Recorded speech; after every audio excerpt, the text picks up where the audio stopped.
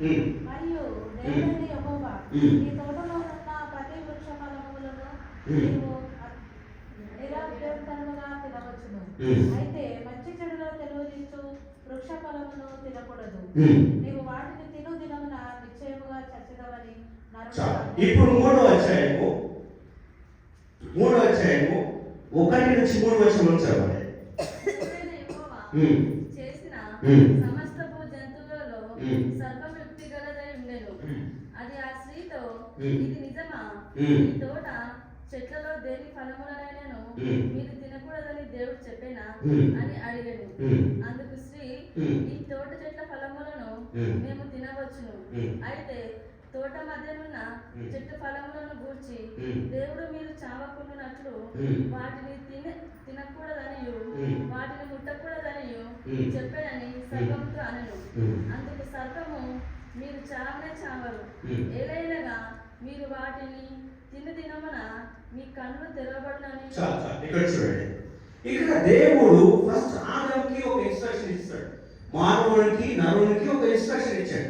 ఏంటంటే ఈ తోటలంతా ఏం తోలికంటే నువ్వు ఏమైనా చేసుకోవచ్చు, కానీ ఒక చెట్టు ఫలం మాత్రం నువ్వు తినవు. తర్వాత ఆదాము ఏం చేసినాడు, ఎప్పుడైతే అవ్వ వచ్చిందో అవ్వ కూడా ఆదాము ఇన్ఫర్మేషన్ ఇచ్చాడు. ఎందుకంటే ఇక్కడ సర్పంతో మాట్లాడుతున్నామా.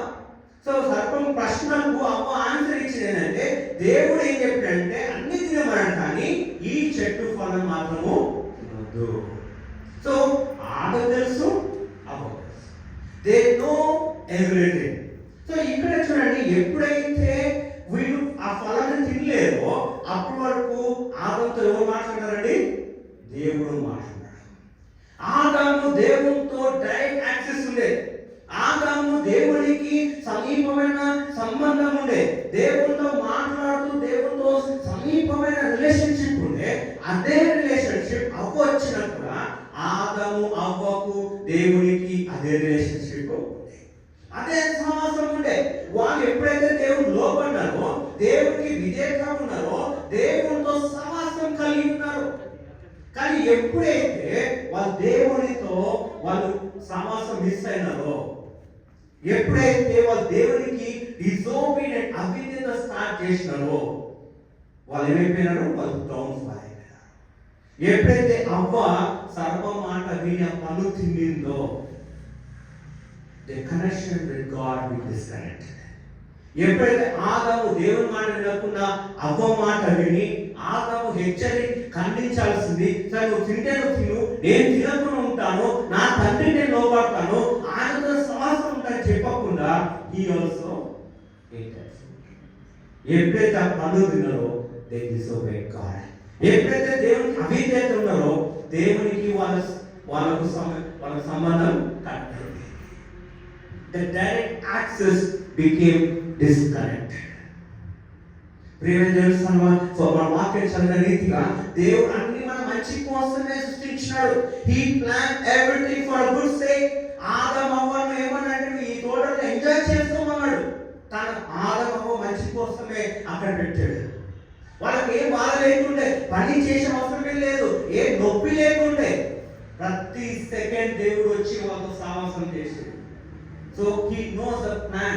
ఆయన ఉద్దేశము మనుషులకు బాధకరంగా కాదు, మనుషులకు నొప్పి తెచ్చే ఉద్దేశం కాదు, మనుషులకు నష్టం తెచ్చే ఉద్దేశం కాదనేది ఒక నిరీక్షణ, ఒక పర్పస్, ఒక మంచి భవిష్యత్తు ఉండే రీతిగా ఆయన ఆలోచించాడు. నిజంగా ఆదాము దేవుడు లోపడింటే ఆయన భవిష్యత్తు మంచిగా ఉండే, మనకి బాధ రాకుండా. But he డిజోబేడ్. సో ఎప్పుడైతే ఆయన అవిధేయత ఉన్నాడో దేవునికి ఆయనతో సంబంధం కట్టింది. సో దేవుడు ఏం చేసినాడు? వీళ్ళిద్దరిని ఎక్కడి నుంచి తీసి బయటపడేసినాడు? ఏదెన్ తోట. ఏదెన్ తోట was the place of God. వాడు దేవుని స్థలం. అక్కడ మంచి దేవుడితో సమాసం ఉండేది. ఏ బాధ, ఏ నొప్పి, ఏ దుఃఖం లేదు. బట్ ఎప్పుడైతే దేవుని నుంచి బయటికి వచ్చాడో ఎవ్రీథింగ్ స్టార్టెడ్. సో ప్రియమైన ఈరోజు మనము దేవునితో సమాసం చేస్తే you don't have any problem. దేవునిలో నువ్వు ఉంటే నీకు ఏ సమస్య రాదు. ఎందుకంటే ఆయన నిన్ను చూసుకుంటాడు.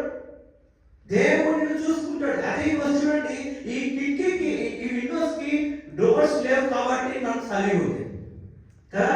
అదే నీ డోర్స్ ఉండి విండోస్ ఉండి డోర్స్ లాక్ చేస్తే చల్లగా ఉంటుంది కదా. వై ఓపెన్ చేసిన we are allowing the cool breeze to come in, so we are feeling cold.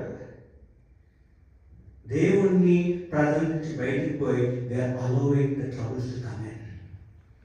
ఎప్పుడైతే దేవుడు నువ్వు లేకపోతే, ఆయనతో సమాసం లేకపోతే, ఆయనకి నీకు సమీపమైన సంబంధం లేకపోతే, నువ్వు అన్నిటినీ నువ్వు ఇన్వైట్ చేస్తున్నావు.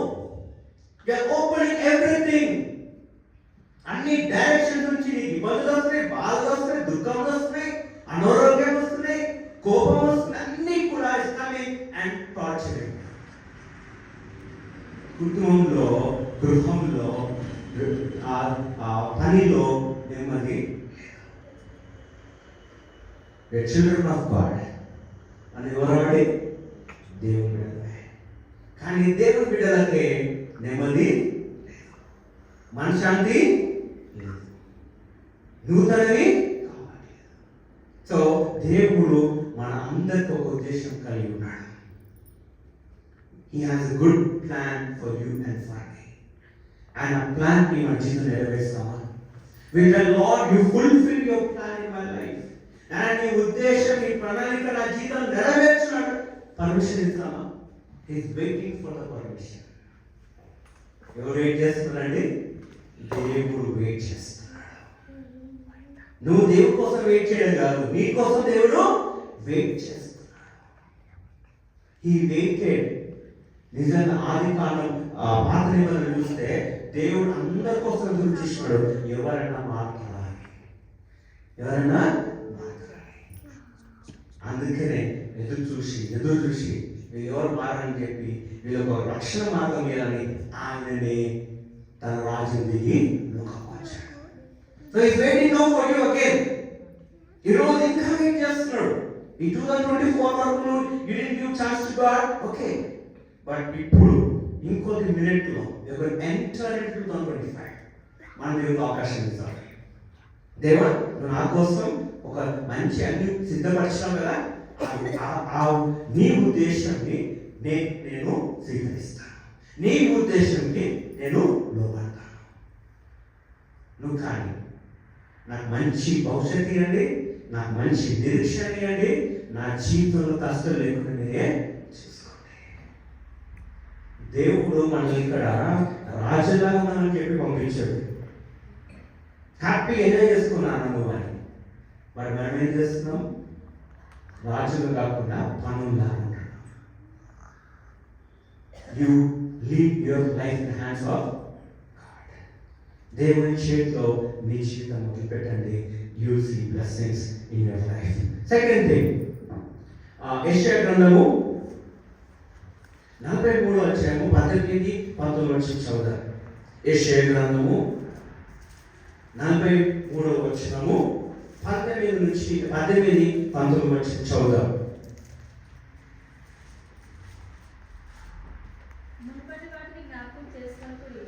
మునుపు వాటిని జ్ఞాపకం చేసుకొనకుడి, పూర్వకాలపు సంగతులను తలంచుకొనకుడి. ఇదిగో నేను ఒక నూతన క్రియ చేస్తున్నాను, ఇప్పుడే అది మొలుచును, నీవు దాన్ని ఆలోచింపరా. ఇక్కడ చూడండి, ఎవరు మాట్లాడుతారు? ఏమి పాత జరిగిన దాని గురించి ఆలోచించాలి. ఏం జరిగినాయి? ఎవరితో మాట్లాడుతారు? ఇక్కడ ఎవరితో మాట్లాడుతున్నాడు? ఇజ్రాయెల్తో మాట్లాడుతున్నాడా? ఇజ్రాయెల్తో మాట్లాడుతున్నారు. సో పాత ఏంటంట, ఏం జరిగినాయి, దాని గురించి ఇప్పుడు ఏం ఆలోచించాలంటున్నారు? ఏం జ్ఞాపకం చేసుకోవద్దు? What is that? ముందు ఏం జరిగినాయి వాళ్ళకు? యుద్ధాలు, తెగులు, ఇంకా బానిసత్వం, ఇవన్నీ కూడా ఏం చేసుకోవాలంటున్నాడు? జ్ఞాపకము చేసుకోవాలి. ఈరోజు మనం ఏం చేస్తున్నాం? సరే, వాళ్ళకంటే పరిశుద్ధత లేదు, వాళ్ళకంటే దేవుడు దిగి రాలేదు, వాళ్ళతో అప్పుడు అందరితో దేవుడు మాట్లాడుకుంటుండే. ఎవరితో మాట్లాడుతుండే? ప్రవక్తలతోనే మాట్లాడుతున్నాడు.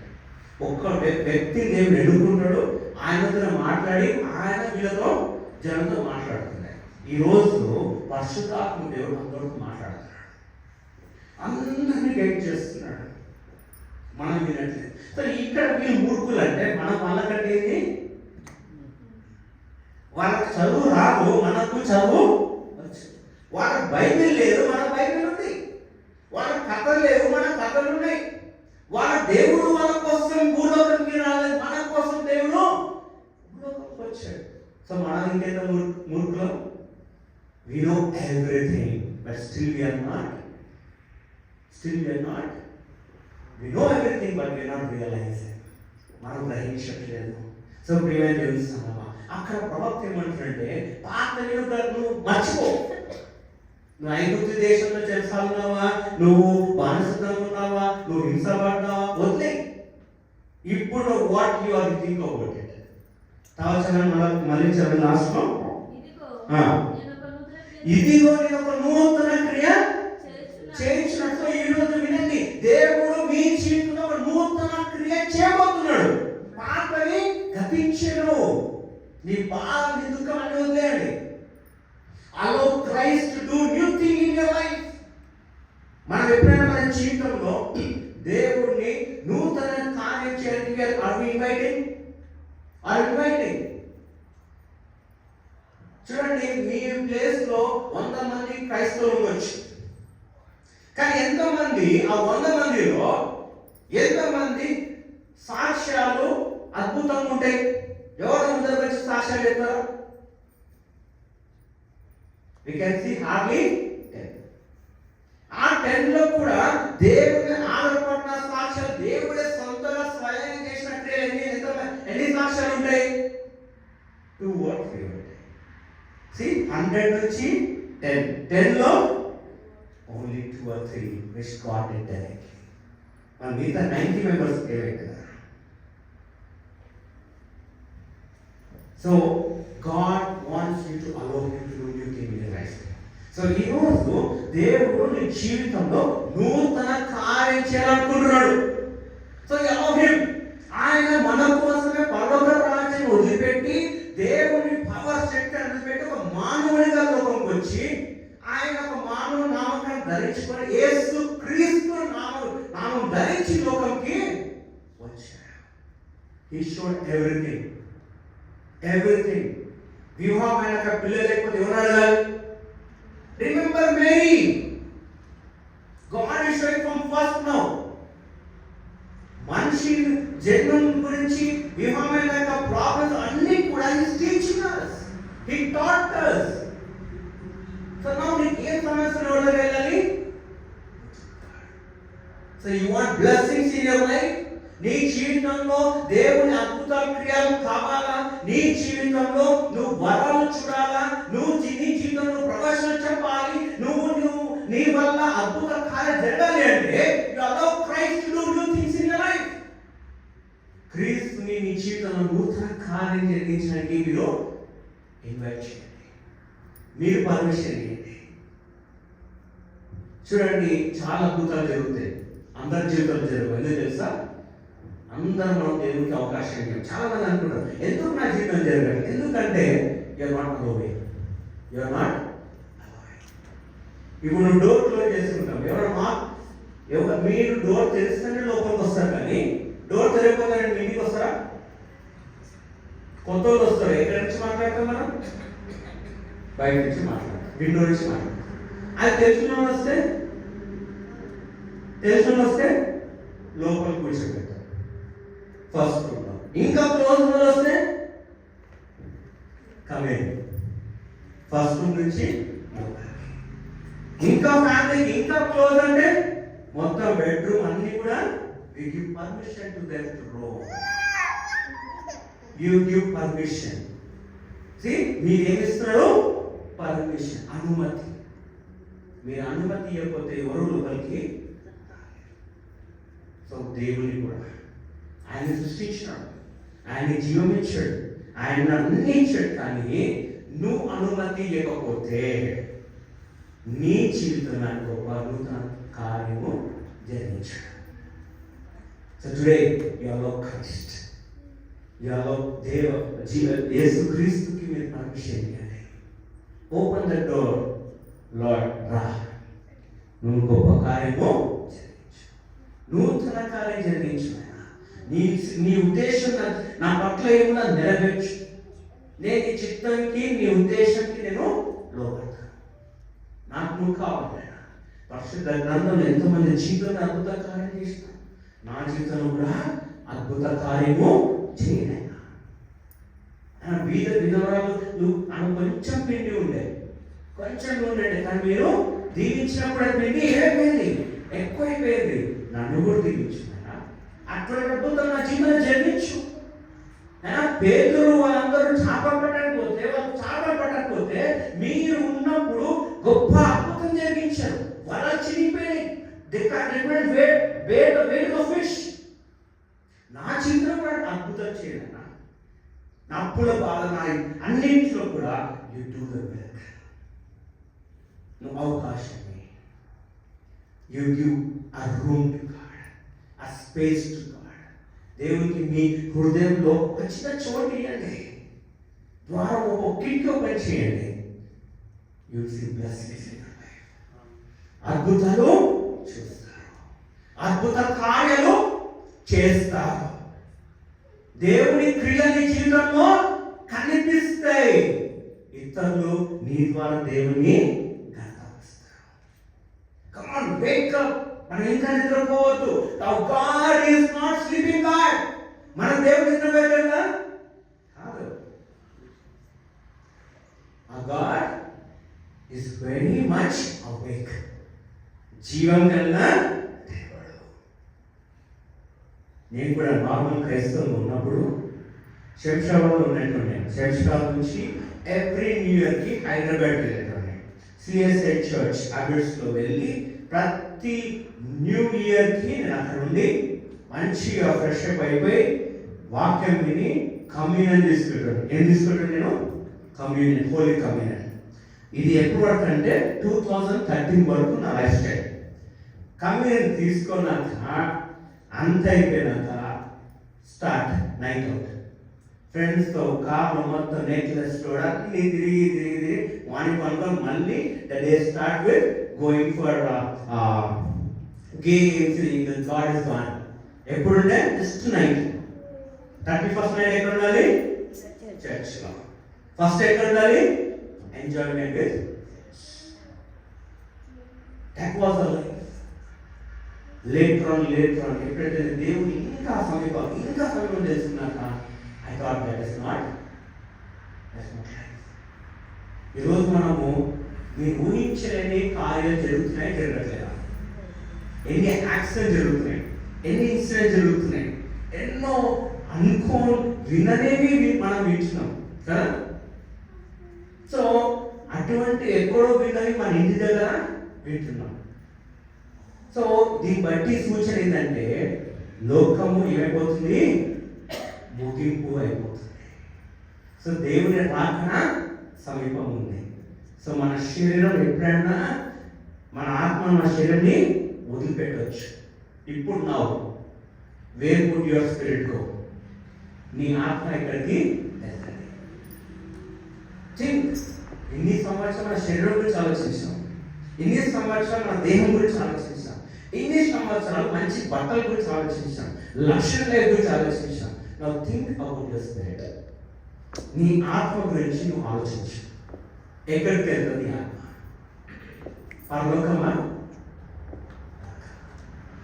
నిత్య జీవమా? నిత్య అగ్ని? Think about it for that. So ఈ న్యూ ఇయర్లో your spirit should be with. ఈ న్యూ ఇయర్లో నీ జీవితంలో దేవుడు గొప్ప కార్యం, నూతన కార్యం చేయడానికి అవకాశము అనుగ్రహించండి. అది లాస్ట్ పార్ట్ చదవడమా? ఎర్మియా. ఇప్పుడే అది మొలుచును, మీరు దాన్ని ఆలోచించరా? నేను అరణ్యంలో త్రోవ కలుగజేస్తున్నాను, ఎడారిలో నదులు పారజేస్తున్నాను. అరణ్యంలో త్రోవ చేసినాడ, ఎడారిలో నదిలో పారజేసిన. ఎవరి కోసమే? దేవుని బిడ్డల కోసం. సో మన కోసం కూడా దేవుడు అనేక అద్భుత కార్యాలు నీ జీవితంలో ఎన్నో ఎడాలు ఉండొచ్చు, ఎన్నో ఇబ్బందులు ఉండొచ్చు. వాటన్నిటి నుంచి కూడా దేవుడు నిన్ను బయటికి విజయకరంగా బయటికి తీసుకొస్తున్నాడు. చివరిగా నూతన నిబంధన గ్రంథం 1 కొరింథీయులకు రాసిన పత్రిక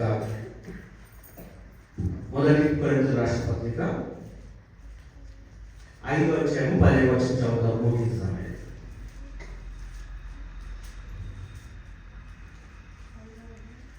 5వ అధ్యాయం 10వ వచనం.